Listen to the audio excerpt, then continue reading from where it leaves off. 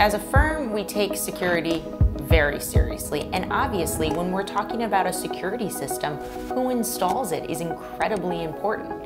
We operate all around New England, but in the state of Massachusetts specifically, the cable companies, there was a piece of legislation that passed last year that said the cable companies, the installation technicians that go in to install the security and smart home automation for the cable companies like Comcast, don't have to be background checked, nor do they have to be full-time employees. So there's three problems I see with that. The first is no background check on the guy installing my security system. That's pretty scary. Two, they don't need to be licensed. So this is somebody that you could literally pull out of the cable, he's the cable guy, and you put him in a training room to become a security installation technician for a couple of hours, and now he's deciding where motion detectors and door contacts are placed in your house. This is, our installation technicians are true experts in the security space.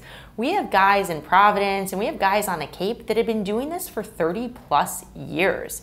They install security systems in a small homeowner, as well an apartment, and in the Providence Public Schools, and in huge commercial applications, sophisticated access control. I mean, these guys are true pros. And I think it's really important because obviously we fully background check all of our employees. Many of them have a tremendous tenure with our company, which means they're not only trustworthy as individuals, but they also have tremendous expertise in how to properly install this equipment, because the worst thing you can do is install something, feel like your family and your home or your business are safe when they're not. They're not in fact safe, because there's huge entry points that have been left wide open by somebody that doesn't know how to properly install a burglar alarm.